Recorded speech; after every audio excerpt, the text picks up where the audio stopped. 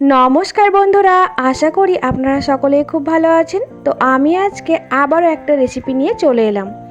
তো আমি আজকে অনুষ্ঠান বাড়ির স্বাদে এঁচোড় চিংড়ি তৈরি করে আপনাদের দেখাবো। তো এখানে দেখুন, প্রথমেই আমি চিংড়ি মাছগুলো সুন্দরভাবে পরিষ্কার করে ধুয়ে নিয়েছি। তারপর আমি দেখুন এঁচোড়গুলো সুন্দর করে ডুমো ডুমো করে কেটে নিয়েছি, তার সাথে আলুগুলো আমি ডুমো ডুমো করে কেটে নিয়েছি। এবার আমি একটা পাত্র গ্যাসে বসিয়ে তাতে প্রয়োজন মতো জল দিয়ে দিয়েছি, যাতে এঁচোড় এবং আলুটা সিদ্ধ করতে পারি। তো জলটা বেশ ভালোভাবে গরম হলে আমি এর মধ্যে দেখুন এঁচোড়গুলো দিয়ে দিয়েছি, তার সাথে আলুটাও দিয়ে দিয়েছি। এরপর আমি এর মধ্যে দিয়ে দেব প্রয়োজন মতো লবণ এবং হলুদ, তবে খুব বেশি দেওয়ার প্রয়োজন নেই, অল্প করেই এখন দিতে হবে।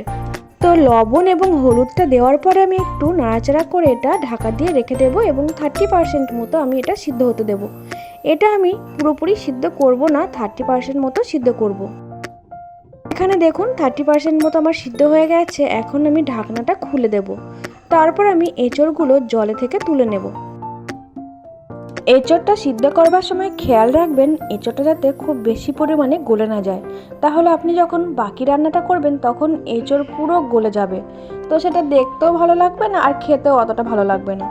তো যাই হোক, এবার আমি গ্যাসে কড়াই বসিয়ে দেব, তারপর দিয়ে দেব প্রয়োজন মতো তেল। তেলটা বেশ ভালোভাবে গরম হলে আমি এর মধ্যে দিয়ে দেব লবণ এবং হলুদ মাখানো চিংড়ি মাছগুলো। তারপর চিংড়ি মাছগুলো বেশ ভালোভাবে নাড়াচাড়া করে আমি ভেজে নেব। তো চিংড়ি মাছ যেহেতু ভাজতে বেশিক্ষণ সময় লাগে না, তাই 1 মিনিট মতো আমি এটা একটু ভালোভাবে নাড়াচাড়া করে ভেজে নেব। তো এখানে আমার চিংড়ি মাছগুলো ভাজা হয়ে গেছে। এখন আমি সমস্ত চিংড়ি মাছগুলোই তেল থেকে তুলে নেব। এরপর আমি ওই তেলের মধ্যে আরও কিছুটা তেল দিয়ে দেব। তারপর এখানে দিয়ে দেব অল্প পরিমাণ জিরে, একটা শুকনো লঙ্কা, একটা তেজপাতা, দারচিনি, এলাচ এবং লবঙ্গ ফোড়ন। তো সমস্ত কিছুই নাড়াচাড়া করে একটু ভেজে নেব। তারপর আমি এর মধ্যে দিয়ে দেব আগে থেকে কেটে রাখা দুটো মাঝারি সাইজের পেঁয়াজ। তো পেঁয়াজে আমি অল্প পরিমাণ লবণ দিয়ে এটা একটু নাড়াচাড়া করে ভেজে নেব। তো পেঁয়াজটা যখন হালকাভাবে ভাজা হয়ে যাবে তখন আমি এর মধ্যে দিয়ে দেব একটা ছোট সাইজের টমেটো আর দেব অল্প পরিমাণ হলুদ। এরপর আমি এটা খুব ভালোভাবে নাড়াচাড়া করে ভাজতে থাকবো।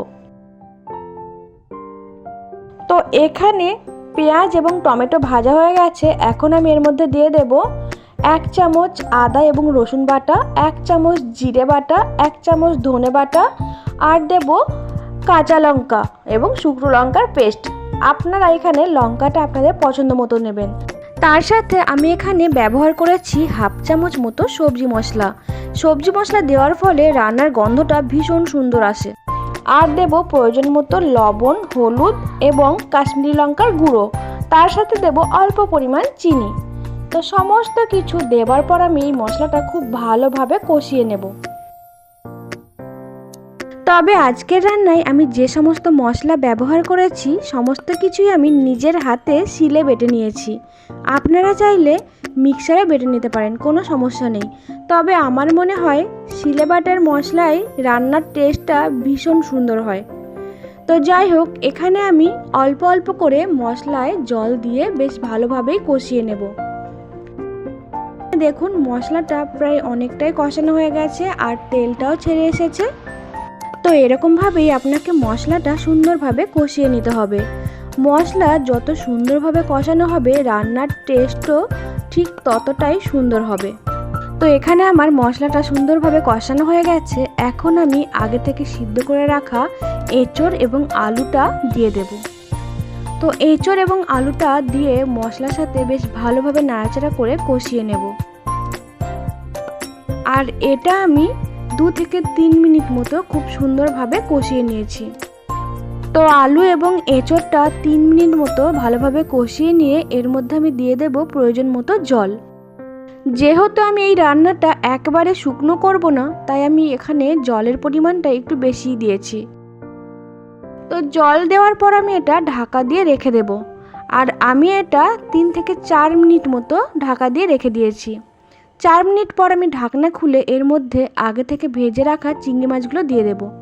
তারপরে একটু নাড়াচাড়া করে আবারও কিছুক্ষণের জন্য এটা আমি ঢাকা দিয়ে রেখে দেব। তো 2 থেকে 3 মিনিট পর আমি ঢাকনা খুলে এটা বেশ ভালোভাবে নাড়াচাড়া করে দেব। তো এখানে দেখুন জলটা অনেকটাই শুকিয়ে এসেছে এবং আলু আর এঁচোড়টাও সিদ্ধ হয়ে গেছে। তো এখন আমি এর মধ্যে দিয়ে দেব গরম মশলার গুঁড়ো।